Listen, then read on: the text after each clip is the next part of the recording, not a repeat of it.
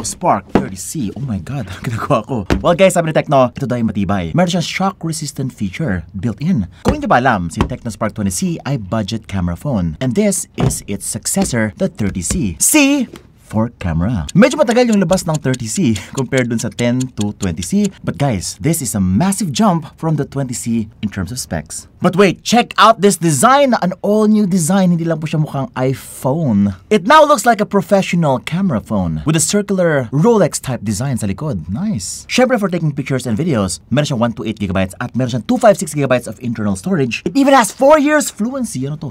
English? Kapag sinabing fluency, ibig sabihin yung kanyang performance ay aabot ng 4 years ang stability. Kasi si Android ay bumabagal over time. Pero ito daw, sure daw, after 4 years, mabilis pa rin siya. I-test natin. After 4 years, balikan niyo ako. Eventually. Ito na guys, 4 years. Ganun pa rin mukha ko. Ano, graduate ka na ba sa high school? Meron pa siyang 5,000 mAh long life battery. 1,000 plus charge cycles po daw siya. Grabe yun. Yung MacBook ko, 800 cycles lang. Lobot na agad. Pero tigil lang kalokohan. Bakit ba to sobrang viral right now na pinabato-bato na lang ng mga tao sa TikTok? Unbox na natin, Tecno Spark 30C. Ako sabihin sa inyo watching Unbox Diaries. Woohoo! Okay, so here we go. Guys, bagong-bago na yung style ng box ni Tecno. Ito pa yung last nilang box. Ito na yung bago. More orange, ito more white. Oh my God! Idol na ako ni Tecno. Ayaw na niya ng blue. Meron siyang 8128 at meron siyang 8256 dito. Pero yung kanyang 8 dito ay, in reality, 4 lang po yan. Gumagamit na siya ng magic yung extended RAM. And underneath, ito na po yung phone. Look at that. At ito yung likod niya. Uy! Circular na. Hindi naman ko ang iPhone. Ayaw na dyan daw gayahin yun. Pangat yung camera nun. Ito na yung black color. Siyempre, andito yung 13 months warranty. The jelly case. Warranty card. USB Type-C cable. 18 watts charger. Nice. At yung SIM ejector pin. Ayun lang ang laman ng box. Wait, una mo na black color. Everybody loves black. Black yung pinakabentang phone. Pinakabentang color sa kahit anong model. Ooh, bro, kuhang-kuha na niya ang perfect design talaga. Kasi guys, ito po yung tsura ni 20C. Ayan, ito yung pag-glitter effect pa sa likod na may mga stripes pa. So medyo cheap yung dating niya kapag kanahawakan mo si 20C. Pero guys, ito, now this has a far more simple, far more minimalistic na back design, which is parang mas okay talaga siya kapag ka flagship yung datingan na gusto mo. Ito pag masyado maraming effects yung likod ng phone nyo, hindi po siya gano'n ka-premium tingnan. Also, this time around, mas perfect po yung shape niya. iPhone na po. Look at that shape, talagang sabon na sabon na. Ito kasi guys, yung Spark 20C, medyo pa rectangular pa. Yan. So, kulang pa pala. Kasi before, yung camera module lang yung pagka-iPhone niya, pero now, we've got a perfect shape. But wait, what about the white color? Meron tayong white color dito.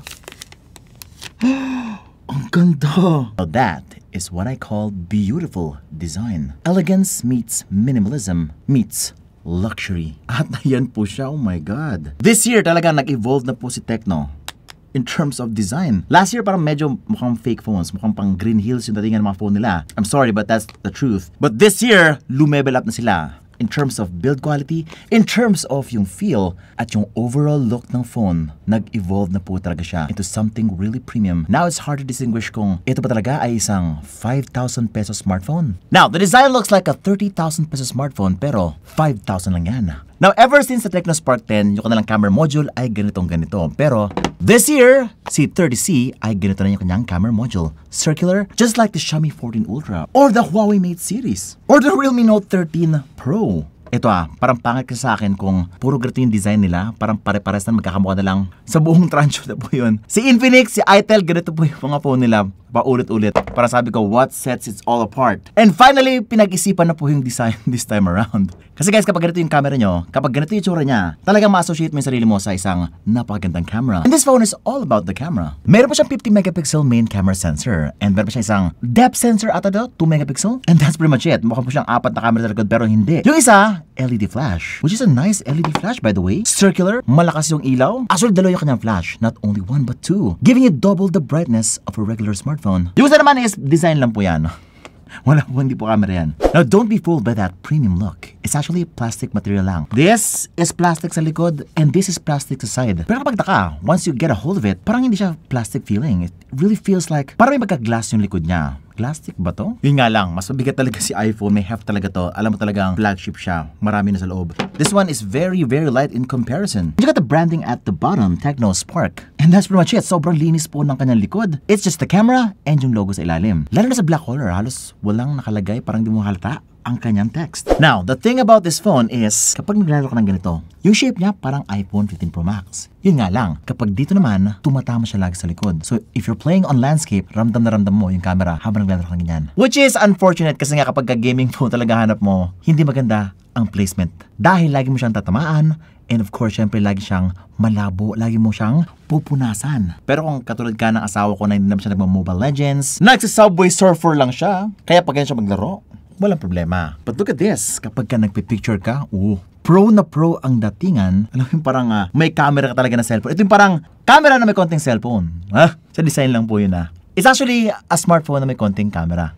Pero design-wise, you cannot deny the pro camera-like design of this phone. Parang kapag may ganito ka, mas gagana ka pa mag-picture. Parang feel na feel mo, pro na pro ka. Pak.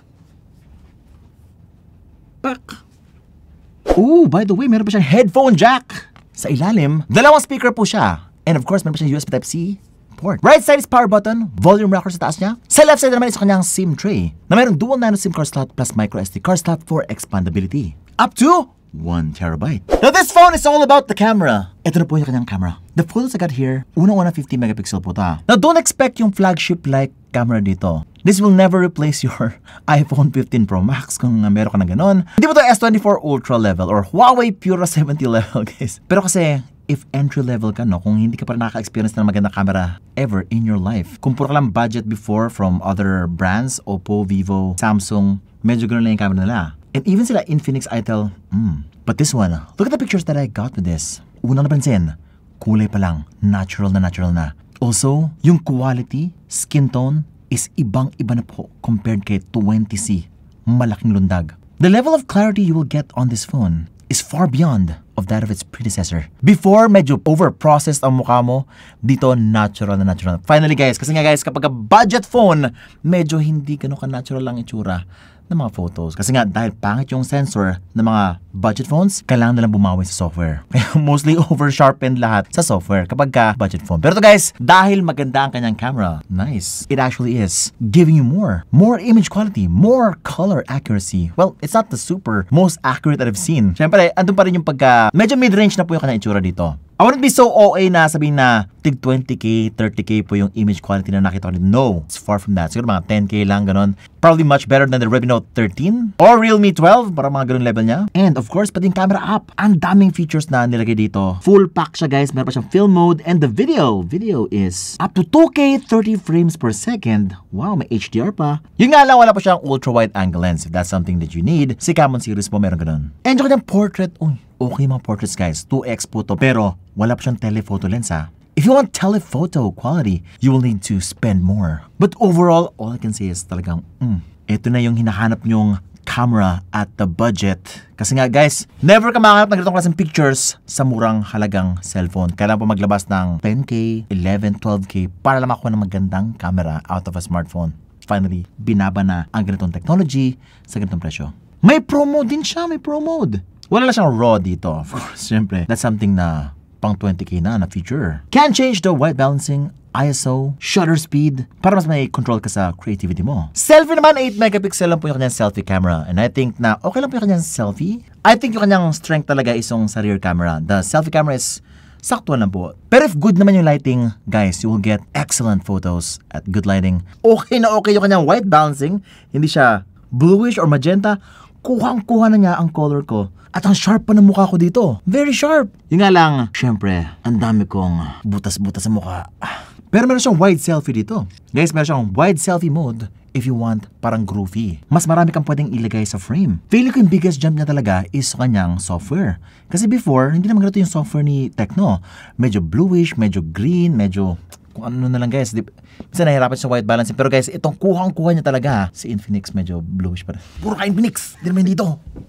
Video is okay na naman din. Wala po siyang EIS sa video. Yun lang, sayang. Missed opportunity. Could have been much better with EIS. Pero if you want that guys, meron sila sa Camon series. Sa low light naman guys! Ayun. Medyo hirap po si selfie sa low light. Pero si rear camera, guys. Kinagalingan. Talagang competent na ang kanyang rear camera. Meron pa siyang upscaling na ginagawa after you take the photo, which makes it a lot more detailed, sharp, at may super night mode pa siya just in case nakukulangan ka sa ilaw sa inyong lugar. Very nice. Now, yun. The front looks totally different from the 20C. Now, dahil kaship na niya talaga si iPhone 15 Pro Max, pati yung display niya totally looks like the iPhone 15 Pro Max. Yun nga lang, hindi siya naka-dynamic island dito. This is just a punch hole. Pero wait, meron siyang dynamic port dito. Ito yung version niya ng dynamic island. Kung si iPhone merong dynamic island, si Tecno Spark 30C ay merong dynamic port. Wait lang, nakalimto sabihin na meron pala siyang shock resistance feature. Nabasag. Joke lang. By the way, meron siyang 120Hz refresh rate display, guys. Very smooth ang kanyang display, which is upgrade siya from the 20C. Kasi nga 90Hz lang po si Spark 20C. Eto mas smooth lang po siya tingnan sa Facebook, sa home screen, sa YouTube. Very smooth lang yung kanyang galawan doon. Now in terms of resolution, 720p display lang po to, guys. And with this, ang okay naman dito is mas mahaba yung kanyang battery life kasi nga less power, less resolution. Brightness is pretty okay. Not too bright, not too dim. This is an LCD display. Tapos bro, napansin ko, yung kanyang bezels manipis na. Yung nga lang yung kanyang chin, medyo makapal ng konti. Pero this is nice. A huge improvement sa look nung kanyang predecessor, si Spark 20C. And watching movies on this thing is pretty good. Especially meron siyang dalawang speaker dito, mas immersive yung dating. Tsaka may headphone jack pa siya, just in case manonood ka ng something in private. Viva Max. Pero Vince, wala kang pakialam sa camera, wala kang pakialam sa software, sa display. Maganda ba yan sa ML? Well, eto na. Ito na hintay mo. Okay, Antutu benchmark. Una-una, Helio G81 po to, processor. At saka ang Antutu benchmark ay umaabot ng 250,000 points, which is very, very good na po yan. Now, this is as fast as the Unisoc T615 processor from Unisoc. And just like that processor, it's able to play Mobile Legends pretty well. Kahit ultra graphics, kaya po niya. Kaya lang high frame rates lang po to. Hindi siya abot ng super, ultra refresh rate, wala pong ganun. Pero overall, gameplay-wise sa Mobile Legends, wala ko sabi guys. Very good. And of course, syempre, meron siyang high boost mode dito, yung kanyang game mode. A reskin game mode from Infinix and iTel. Paras na ba supplier nito? Magkakamukha lang kasi, iba lang color. May bypass charging pa siya. If you're asking, yes, meron po siya. It's got a lot of tools here sa kanyang gaming mode. May performance mode po siya. Kitang-kita po yung CPU usage and GPU usage. And you can even change yung graphics mode niya dito. Classic, colorful, soft, realistic. Pwedeng-pwede. Now, overall gameplay, it's pretty smooth. Frame drops, very, very minimal.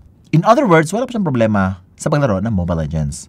Also, flat display, wala po siyang mistouches here and there. Pero kasi, guys, kung naghanap ka na ng much more sensitive na display, meron ba nag-provide dyan ng ganon, pang pro level? Pero syempre, kung casual gamer ka na naman, okay na to para sa yun. Kung tank user ka, walang problema to. Pero kung assassin user ka at kung gusto mo talaga ng pro play, syempre, gagastos ka pa ng extra doon para makuha yung mas magandang cellphone. Sa Call of Duty, ito lang po yung kanyang kaya, no? Medium graphics and high frame rates lang. Pero guys, overall, okay naman yung kanyang performance. Smooth naman, pero hindi siya 60 FPS smooth, no? 30 FPS lang po ito nakita ko dito.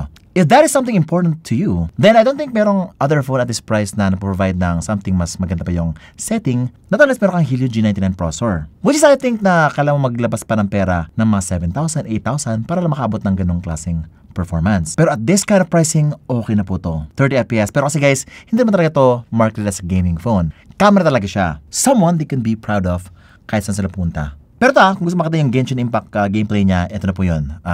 Mahirapan po siya. Hirap na hirap po siya sa game na to. And very low resolution na po siya. Kapag 250,000 points na po sa Antutu benchmark, medyo nag-struggle na po yung kanyang processor. Even sa Helio G99 processor with the 400,000 points na Antutu benchmark, medyo low graphics na din po yun. And per my previous experience, siguro yung mga Dimensity 8020 at least, yung inyong processor para malaro yung game na to ng maayos. But that is not what this phone is all about. This phone is all about the camera, the magical iPhone experience sa harapan and yung shape.